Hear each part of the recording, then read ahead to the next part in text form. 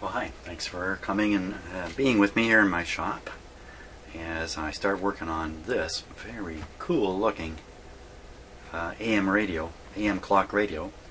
I guess I'm in the mood for doing clock radios. So, well, as usual, I don't really know anything about this. Neither does the person who bought it. They bought it for next to no money. I think there's a good reason why. Next to no money. Oh, takes a plug-in cord that's missing. It's a little bit melted up in here. So let's see, it's a Phillips. Oh, what's that? Uh-oh. That's not particularly good. Maybe that's pieces of the grill. I don't know. Something rattling around in there. This looks a little bent offside. I think rather than plug this one right in, I think I'd rather take it out of the case here and take a look at it before actually plugging it in and seeing what's up. Now, probably the radio and the chassis pull out the back and the clock remains. Probably. Because I don't see how you can get the hands through there unless this back, maybe the back here is, no, it feels like it's part of the cabinet.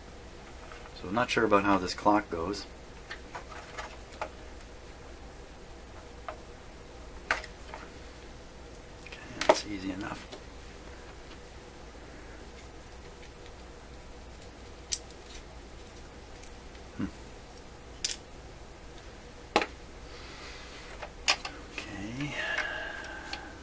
This guy's a bit of a problem too.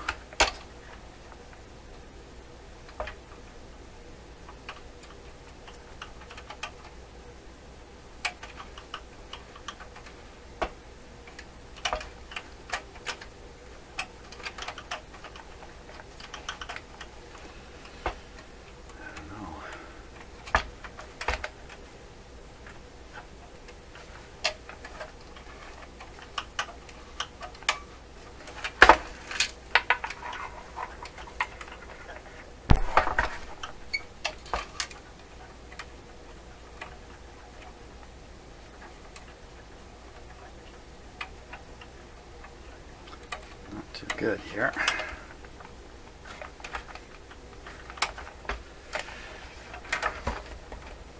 That's part of the clock also. So no screws underneath. It's an antenna terminal. Huh, I wouldn't have even seen that. Antenna terminal in the corner there. Where are the screws?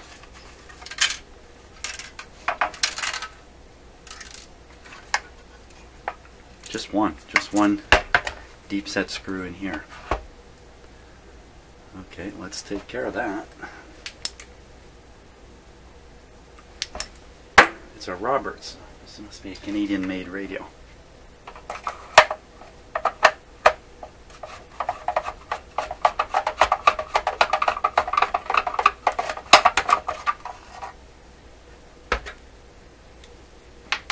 What am I going to do about this?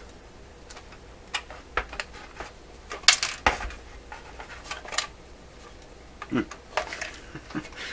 not going to be that easy. Oh, there's another screw hidden in there.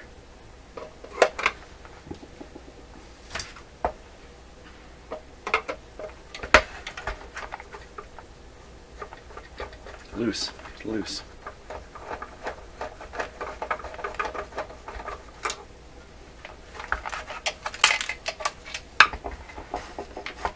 Any more hidden screws?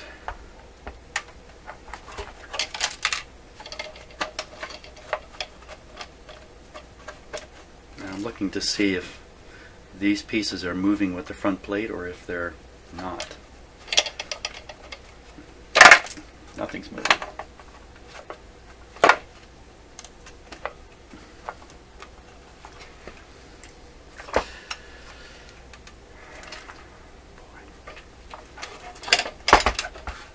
I've taken so few of these apart.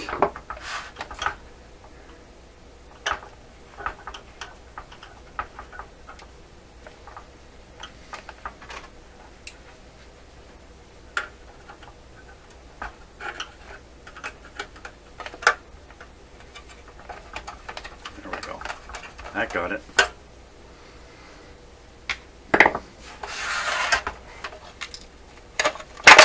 There it comes.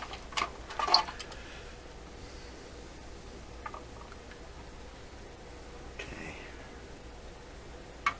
The way I see the antenna is loose and flopping around here. Oh, there's a ton of dust. What is this? This looks like an asbestos sheet here.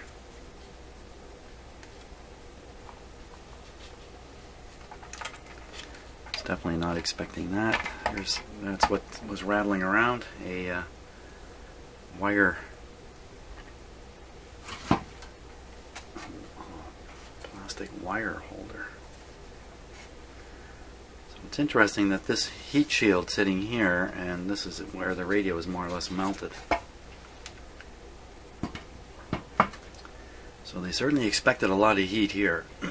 These are probably the rectifier tube and the output tube in here. Oh boy.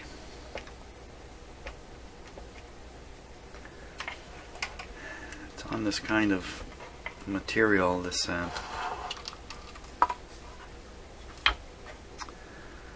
type of plastic here, that this particular vintage, this particular style can have a lot of problems in it. So I see this metal, this plate, it's very oddly done. It's a metal plate here. It's soldered onto the tube shield here.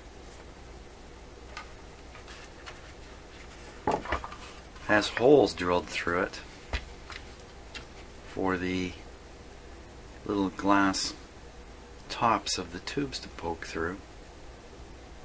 It's received the stamps from the inspectors. A nice place to stamp, I guess.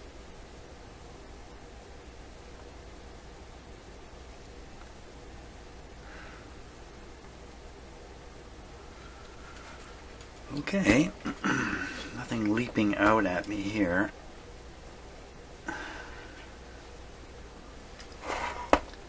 Well, I shouldn't say that. It's antenna flopping around. Pieces coming out. Got an asbestos sheet, what I'm pretty sure is an asbestos sheet sitting right there. Lots of dust.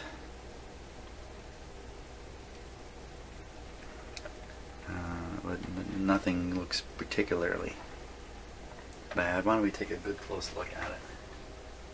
Hey, that would be a good idea. Just get my camera ready here.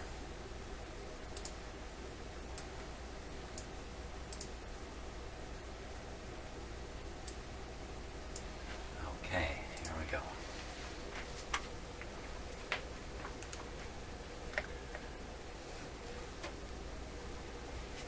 Just turning on my own big screen here in the shop.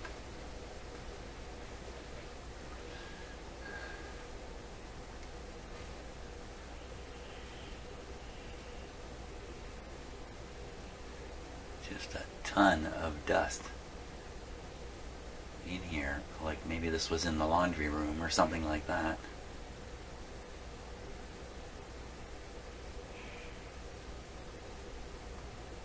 Huh.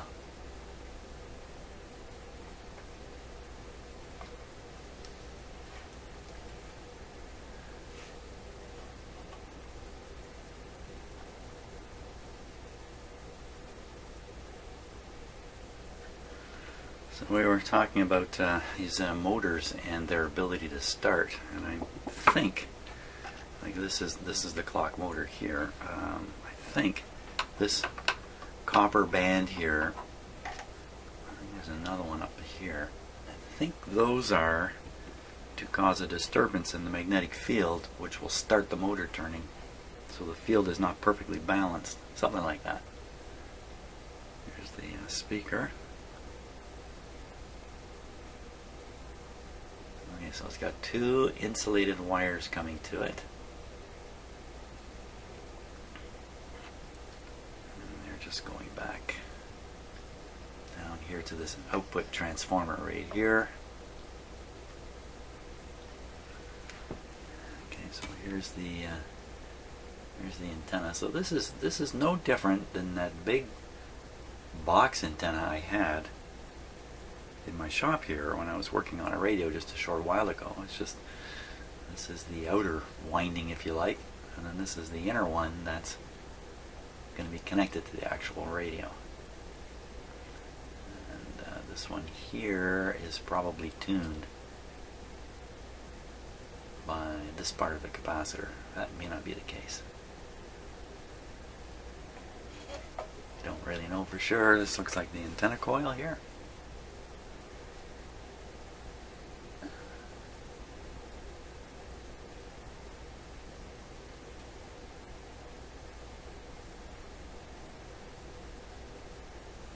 Lots of ugliness in here, mostly just in terms of dirt. Look down in the clock, just full.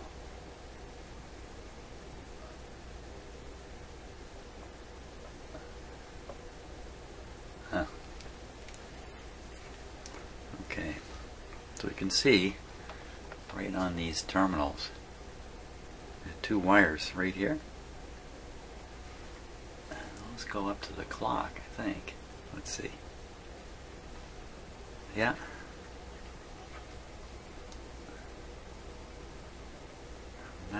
That's probably the switch down in here, clock-driven switch for some of the automatic functions. Okay, we'll look under the circuit board here.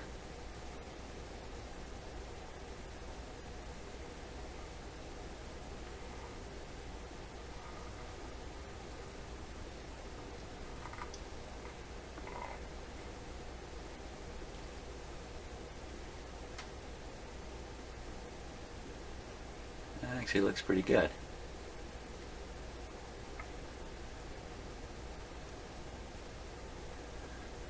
Actually, these larger pins that come through like this.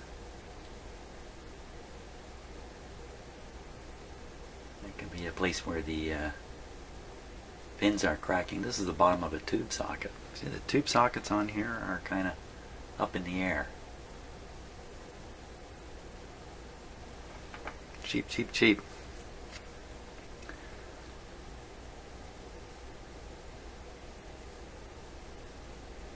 Of course, the pin sockets take heat, take some flexing.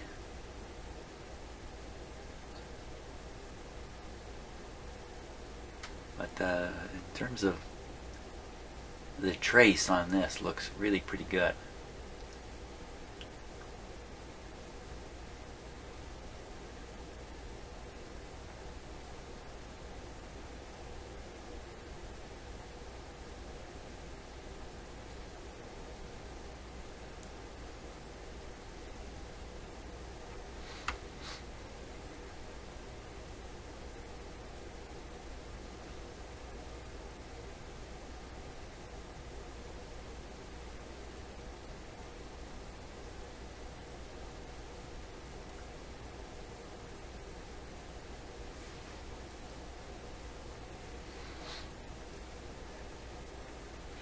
Oh, there's a row of pins.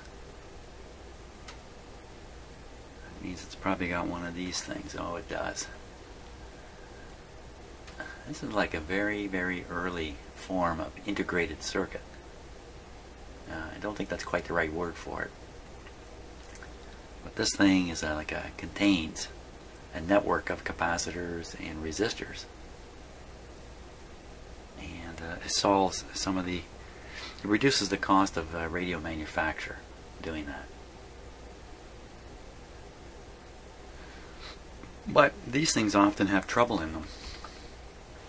And they're not easy to deal with if they have trouble in them.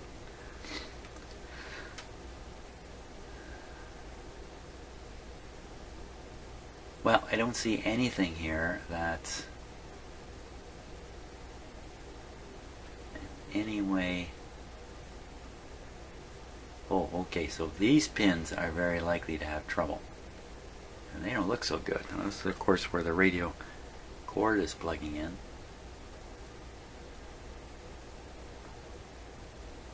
It does not look good at all. Let me steady up the camera here.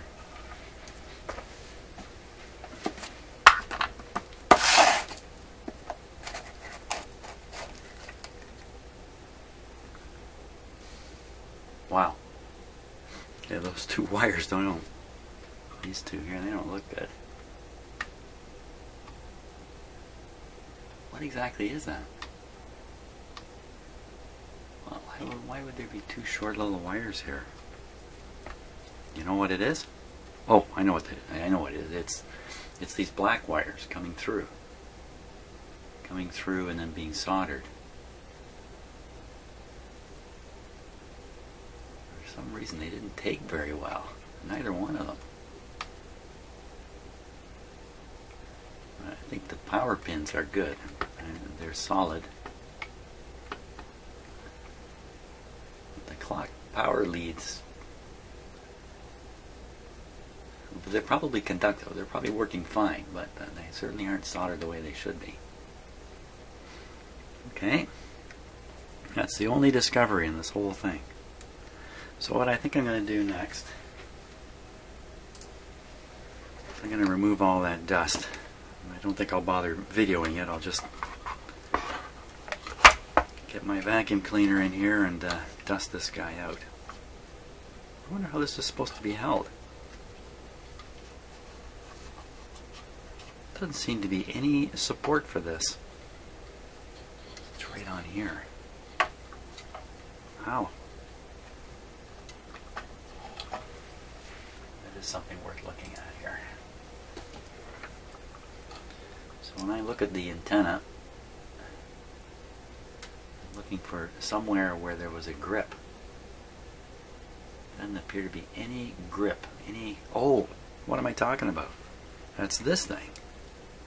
Ah, yeah, this is the thing. This was holding it. Holding it to where? Where's the rest of the clip? Is this the inside of the cabinet? Okay, I wouldn't put the clip onto the cabinet or you'd rip the antenna off. So the clip has to be. Ah, I see it. I see it now. It's on this fiber board here. That makes perfect sense. There's the remnants of it there. Yeah, there it is.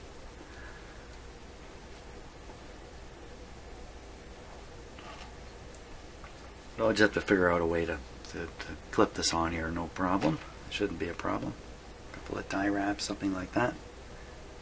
For now, what's it doing? It's falling right into the capacitor here.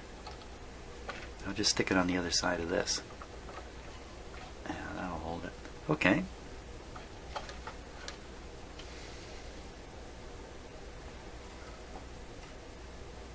Good.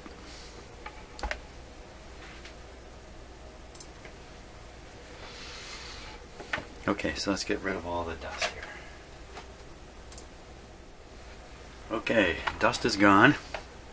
It's amazing how much better things look once you just dust them off. You notice I pulled out one tube here. That's the one that the tube shield has this plate with the asbestos on top, which I'm pretty sure that's asbestos. And when I pulled this off, the tube came out. That's fine. Not worried about that. The asbestos here, probably not a significant risk as long as you don't do anything to it, like try to remove it. If I try to peel this off, especially you see it's riveted, it could be glued down in some way too. Although I guess glue would be a fuel. Yeah, it looks like it's just these rivets. But if I try to get rid of this because I'm afraid of it, I'm actually going to generate the issue with asbestos, which is causing it to flake and fry is the word for it, believe it or not. So the next thing I've just noticed here while I was just moving the radio is, you see how the front panel moves relative to the electronics. So this tells me there's not much holding these together, and it'd probably be smart for me to separate it away. I see on the front these two controls are inherent with the clock, but this one isn't. This is a on the actual board here. So I'm going to pull this. This is probably the volume. Pull that out of the way.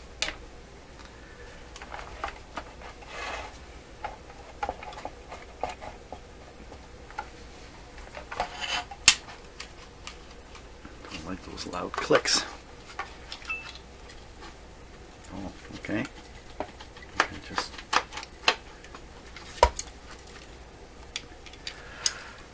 it's just kind of they're locked in by shape here.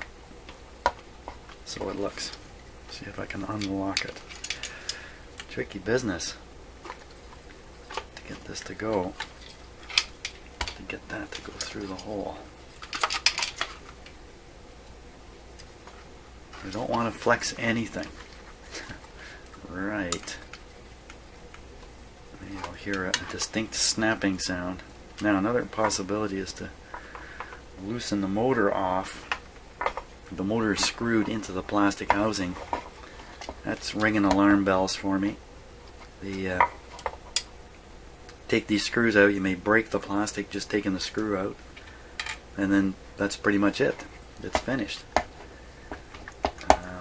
I mean, obviously you can glue things back together in that. Now, why won't this just fall apart the way I would expect it to? There's a wire here. Okay, that would have to be removed. Don't really see what's holding it in here. It's this. It's for sure it's this.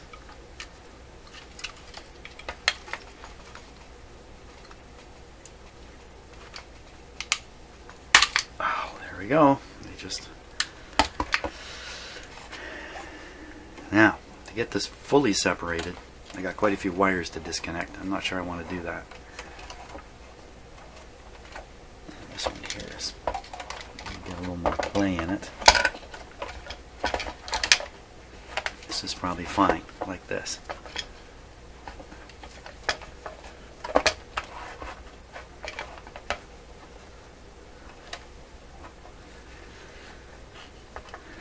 That's probably good to work on in that position. Of course, I've got it all apart now. I don't know if it works at all. Time to find out, I'd say. Time to find out.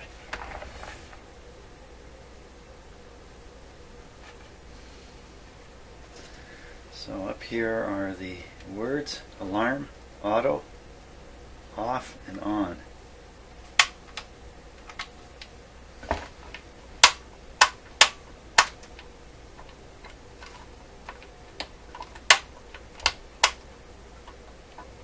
Pointer is pointing at auto and alarm. That's the two. It doesn't seem to want to go over to the on position. Why not?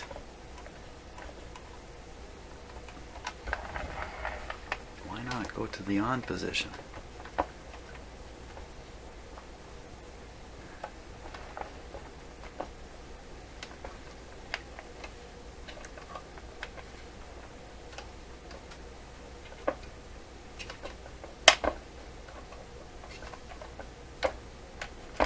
What's this down below? This is the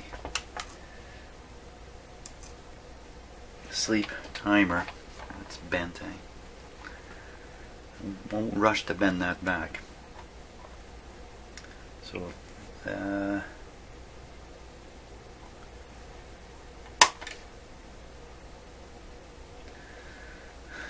maybe this knob's off center. It's not likely. These knobs fit onto a slotted shaft, and they really have no chance of slipping.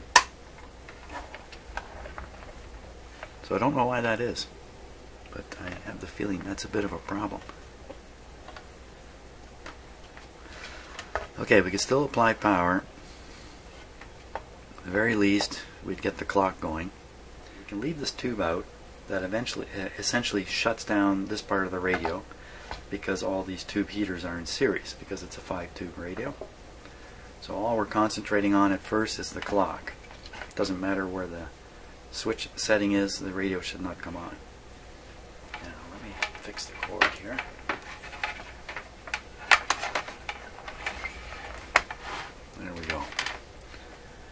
can't. Yes, we can. I was going to say we can't see the clock. Certainly we can. There's the second hand. See that? Yeah, you can see it. It's got some glowing stuff painted here. This is a vintage clock where that could be radioactive. That little tidbit there could be a radioactive material. I think it has to be a little. The clock would have to be a little older for that. I think. Not sure though. Okay, well I'm not going to lick these. So let's see, this has got dangerous materials, asbestos, radioactive materials, danger clock. Okay, once again I cannot delay any longer, so I will turn this on using the dim bulbs. In fact, what I'm going to do is I'm going to leave in only one of the two bulbs, so the restriction is higher than I usually have. Because this little clock motor is going to draw almost no power anyway. Are you ready? Yeah. Here we go. I think it's time to get up. I think that was the... Hello? Oh, what? I think that was the alarm in the clock. Okay, now my heart rate's gone down again. Let's check that out. Yeah, certainly sounds like an alarm. I did not mentally prepare myself for that. So this guy is set. Alarm. Auto. Okay, so how do you... oh yeah, so you adjust this from the back. You probably pull out or push in to adjust the alarm. Now, what have I got going on here? Let me just make sure the power's not on at all. So there's a little alarm, red thing turning. Can you kind of see it down there? It's not turning now. What happened? Wow, it's as stiff as can be. Let me put on the knob here.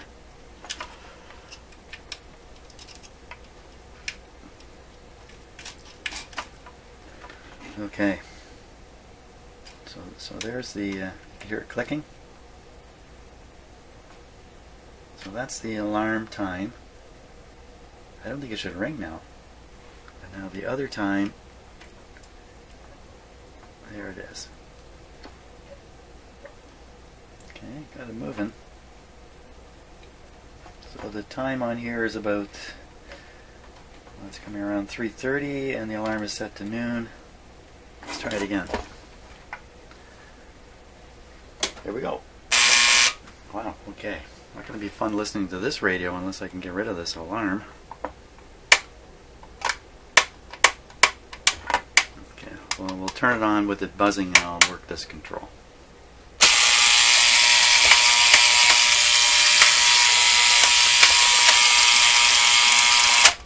Ah, a little more musculature. And I got this thing turned all the way over to off. Off.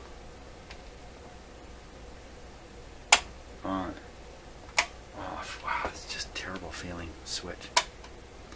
So with this position, the radio should be off. What? Did I mind you? Hey, look at that. The clock is working. Wow, okay, so we're way over a big hump already. We know now the clock works. The next thing is, does the radio work? Well, it's not going to work with the tube out. And I need access to the volume. Let me turn the power off. On the back here, you have the two power terminals right here. And then on the clock you have this thing. How long before you do that? Can't be too long. So to get access to the volume,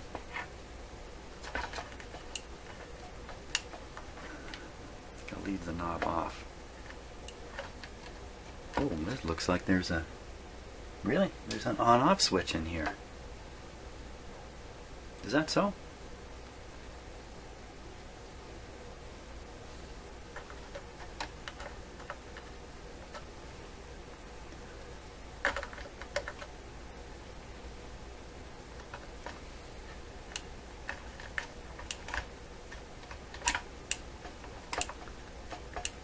Well, it just doesn't want to click.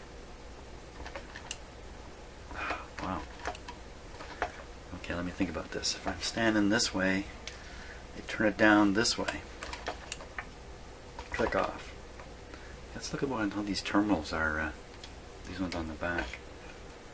How they look underneath. I'm going to do that. Oh, they're hooked up right into the power. They're hooked up right in the power. So that's a little unusual. Usually the on-off switch is tied in with the clock mechanism, and it's one of the clock switches. There is a clock switch. It says on-off. So what's this switch doing?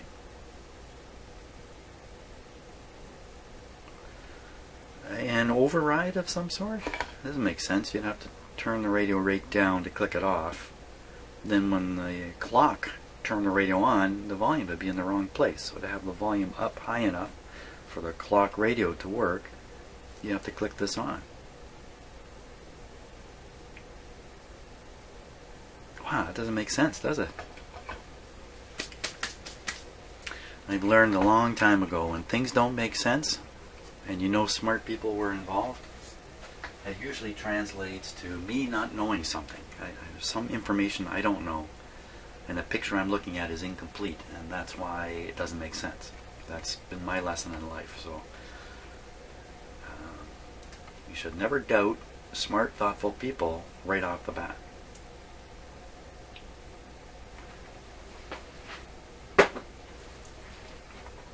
You can doubt them later. Okay, so we want the radio to come on. We don't want to blast our ears off. So volume down.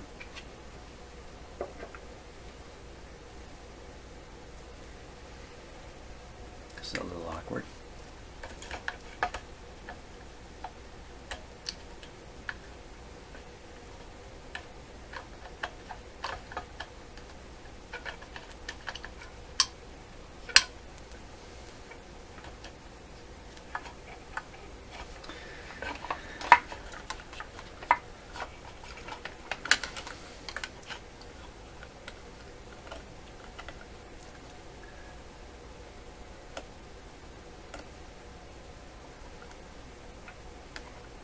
Oh, I see what's going on. There's a good thing I don't tend to force stuff too quickly. There's a little contact tang here that's supposed to go down the outside of the can and ground it. It's getting underneath. Okay, so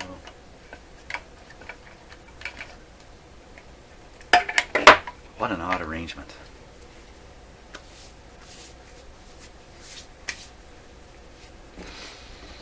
I wonder if they built this whole radio and then were manufacturing it and then discovered that under certain conditions this happens. So then they augmented it with this very oddly cut shaped plate with holes in it for the tube tops to poke out. It doesn't make much sense at all. And then why they would put asbestos on top of it. The asbestos acts as a bit of an insulation, but not much.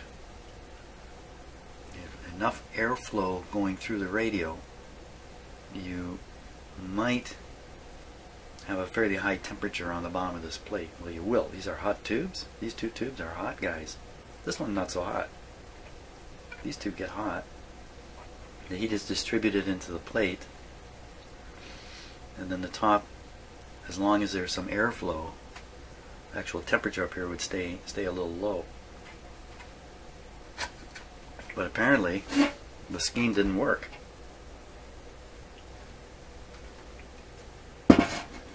For some reason. Two possible reasons, or the same reason twice. Yeah, the same reason twice gives you two reasons. Either one of these tubes may be overheating. The rectifier tube or the output tube could be overheating for a couple of reasons. Especially the output tube could be overheating. And it just went beyond the rating of the radio the way they built it. That's my guess as to what's gone wrong here. Now, why would the output tube overheat? Failing blocking capacitor to the grid of this tube, allowing the grid to be pushed a little positive, and the tube working extra hard, and the owner not necessarily aware that this is occurring in the radio. It still works, still sounds pretty much the same. It's just getting hotter and hotter back here. That's my guess. Okay, can't delay turning it on any longer. Just trying to allow time for the ideas to come, because it takes a while to come from the depths of my foggy brain. Good. Volume is down. We think right now the radio is switched on. Okay, so it should come on. Who knows? Everybody ready? Grab your ears. There we go. I do have the dim bulb in, so what bad thing can happen? We're about to find out. The dim bulb is not very dim up there. It's dimming down. Voltage here is 57, 59. That's a good sign. So, big rush of current in to the cold heaters. Heaters warming up now. Current draw going down. The low voltage is because of the single light bulb I have in the dim bulb system. It's a low wattage bulb, so it's putting on quite a restriction.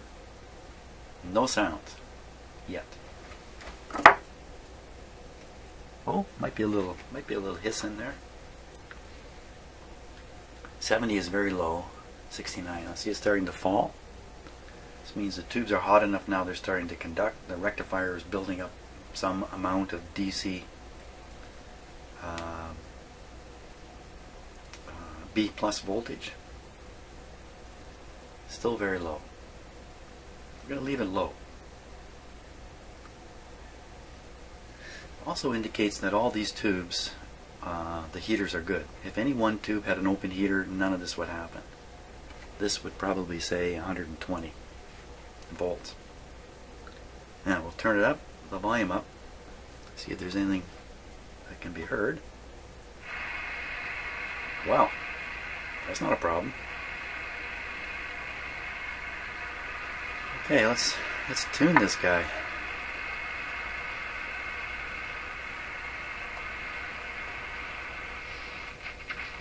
Very hard to turn the tuning thing, but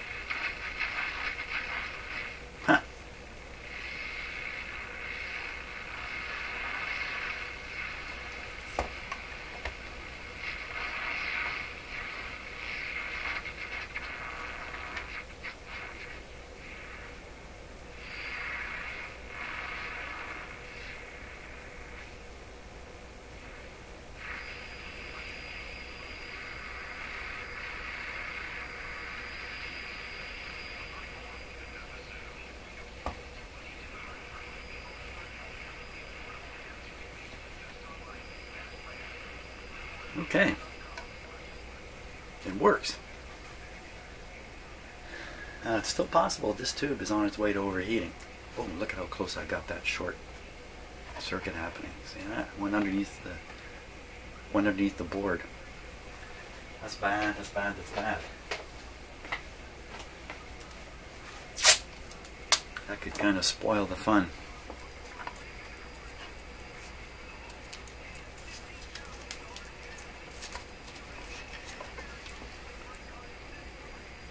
Well, what to do now? Try this on full power, or better yet, it's still on restricted, but I can lower the restriction and give it more juice. Then we'll see if this guy's getting ridiculously hot.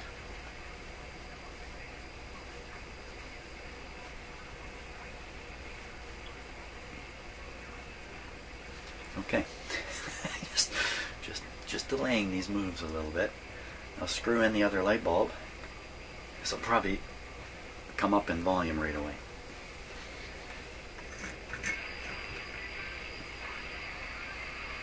Okay, so now we're running at 110 volts. That's almost normal voltage. 680.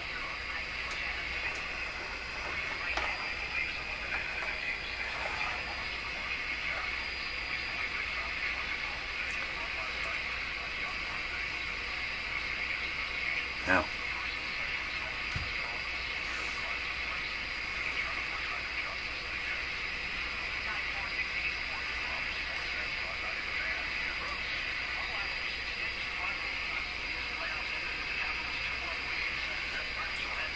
do a little quick test here.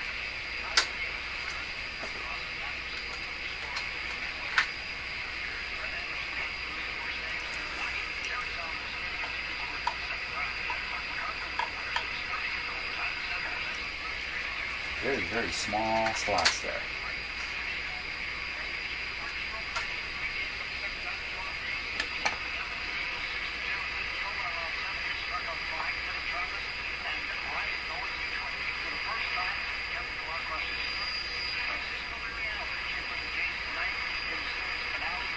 Seems pretty good.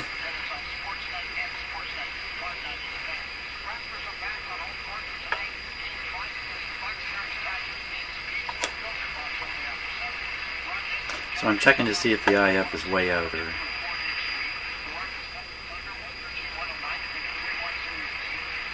Seems to be just fine. Very good.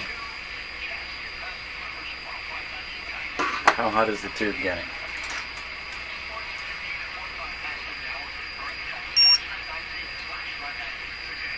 (121 degrees C). That is really hot. That is really, really hot. How about this one back here? 76 on the 76 on the rectifier. 129 on the output tube, and that's not even full power. You still get another couple volts on here if I wanted. Okay, so I'm pretty sure we're in a fair bit of trouble here, actually. Let me turn it down a little bit. The reason we're in trouble here is because there's a good chance the capacitor that is leaking, that I think is leaking onto the grid of this tube, is inside this thing.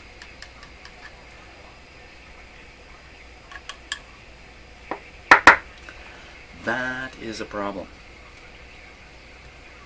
It's not the end of the world, but there'll be a connection between the bottom of this and one of these tube pins, the grid tube pin, and that connection I can always break and force in a capacitor, an additional capacitor, if that's the case. So what we need to do is measure the grid potential on this tube. A little easier said than done. What tube is it? Is there any hint of what that is?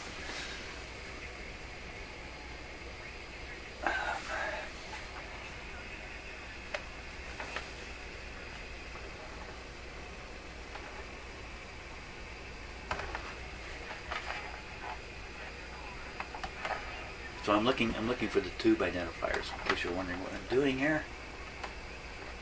Cannot see it.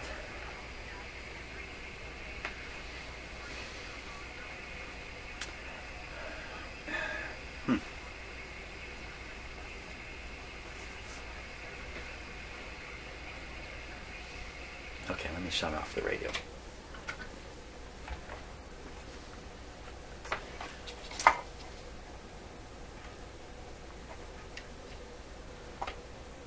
Don't dare grab that tube. That'll lots of heat spread out there. So I gotta pop this tube out. Power's off.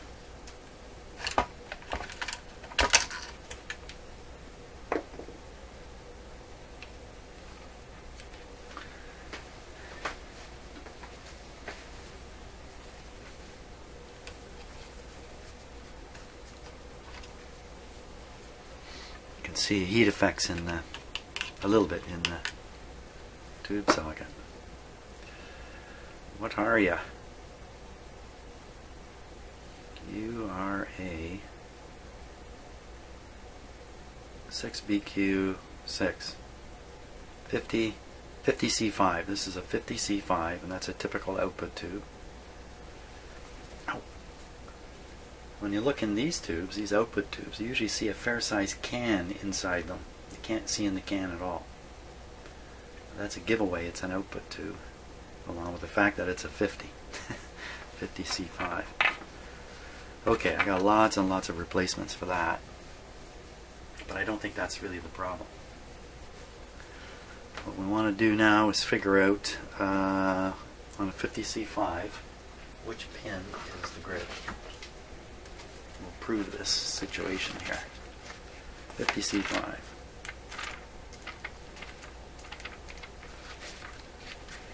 The number 50 also is a hint that this is a 5-tube radio. 50C5 beam power tube, the grid.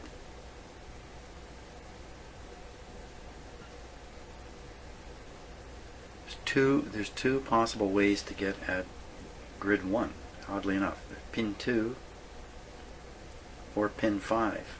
Isn't that kind of a little bit weird? G1, G1. Why would they bring out two connections to the first grid? I don't know. So 2 or 5. Either one, regardless of which one's wired up.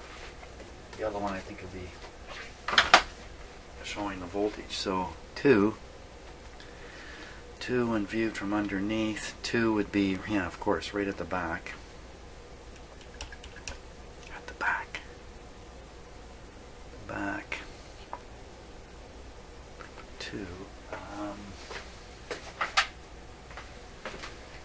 Be able to put this guy in there.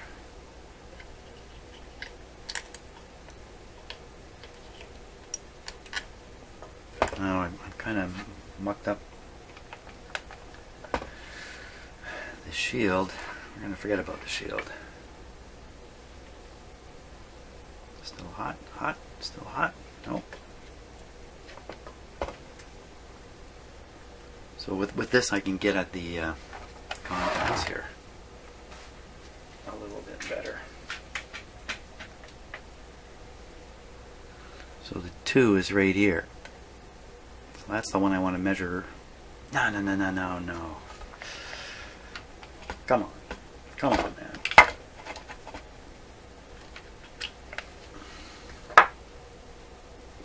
Alright, I'm going to put this tube in without the shield. Wow, that's a little, because it's soldered up here, it's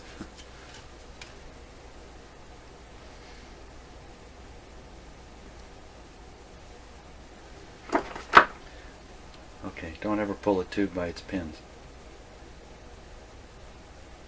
Did your mother ever tell you that?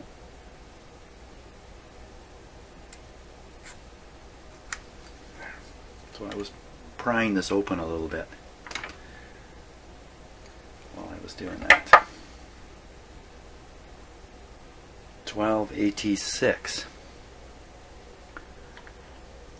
Radio's not likely to work well without that shield on this tube, but that doesn't matter. We're just going after the DC voltage. Come on.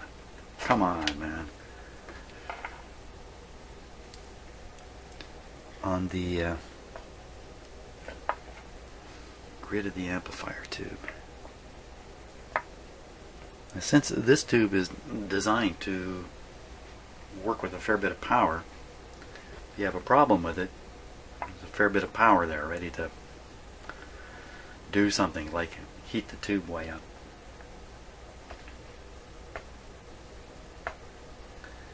Okay, voltmeter. Let's go for this old guy here.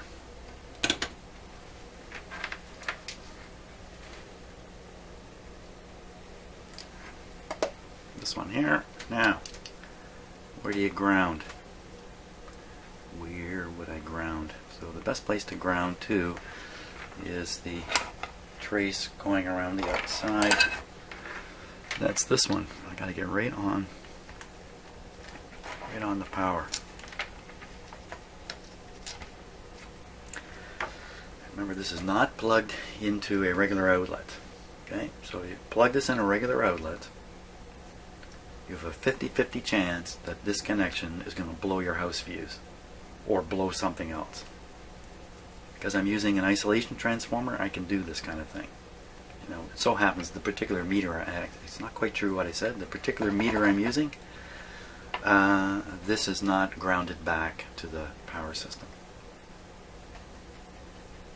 But you know, I'm going to take that back too, because I have the feeling if you plug my voltmeter in one way and you plug the radio in the other, I'd have to sit here and think about it for quite a while. But without an isolation transformer, there are some risks here. And what I would be doing if my old shop I didn't have an isolation transformer, I got out my voltmeter and I looked for a voltage before I applied the ground. And if I found it, I reversed the plug.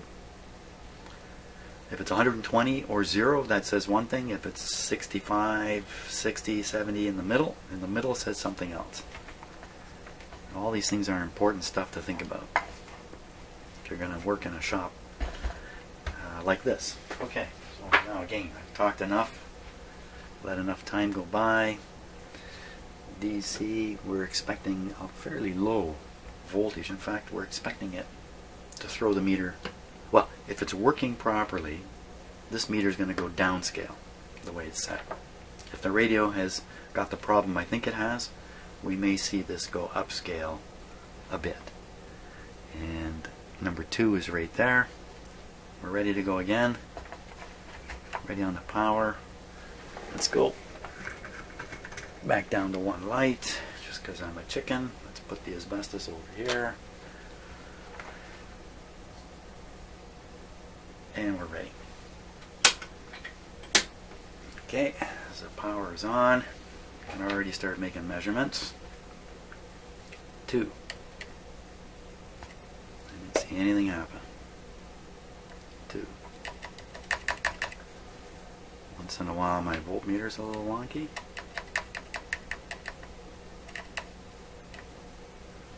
I expect this to drop negative anyway.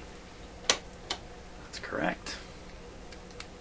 Meter's reacting a little bit. Switched on DC here. Okay, so we'll go hunting for the B+ on the output tube. We'll just hunt for it. This is a way of checking the meter.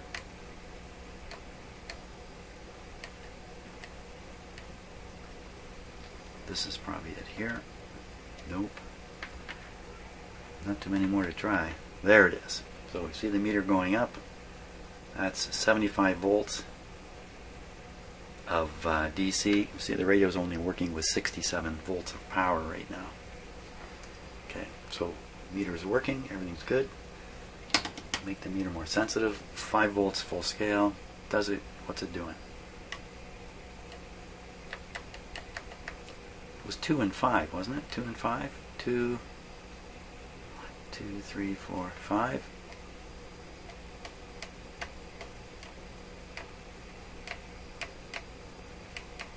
What's going on there? The meter is just wiggling a little bit. Let's try it again. 2.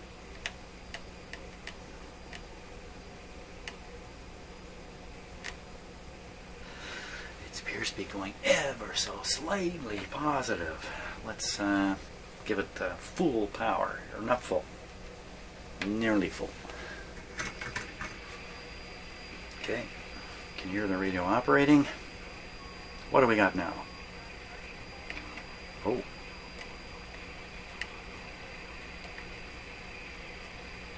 That was kind of weird. How come I got that? I must have pushed the wrong, touched the wrong. There's a huge negative voltage there. What's going on?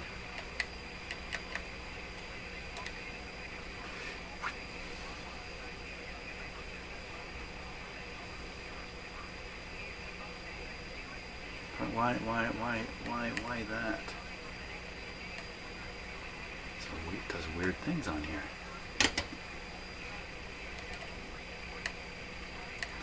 Oh, that's probably a heater or something like that. Give me funny readings on DC.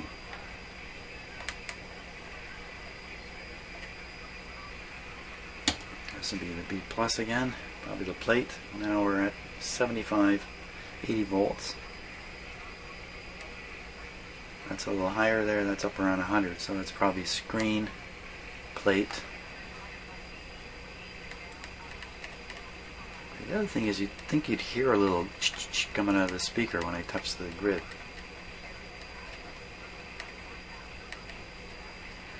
One, two, three, four, five. Well, as you know, it's not going either negative or positive. It's 1.5 volts full scale now. Oh, what's it doing?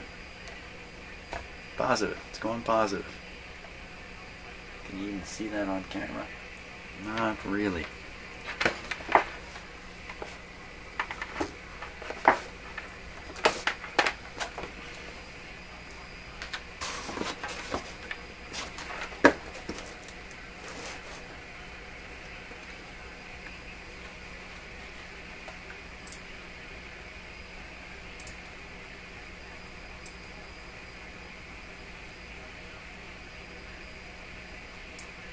Okay, now I will touch the grid of the output tube. Up, down, up, down. It's a tiny, tiny, tiny amount. Now, interesting thing would be, what is the bias supposed to be on a 50C5 tube? What is it supposed to be? 50C5.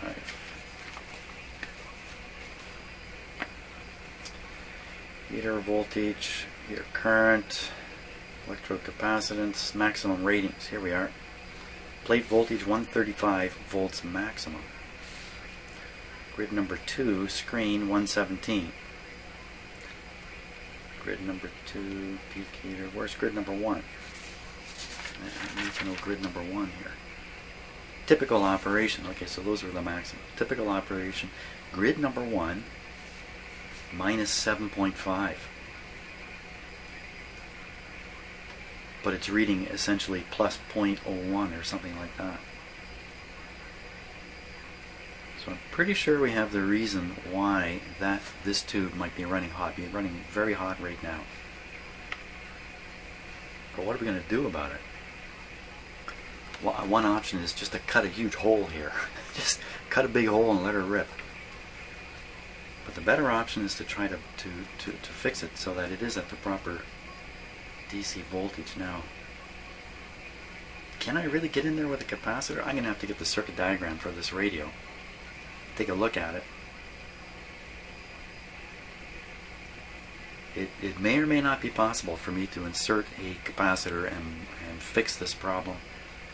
There's really not much I can do about that thing. Okay, I think that's the story.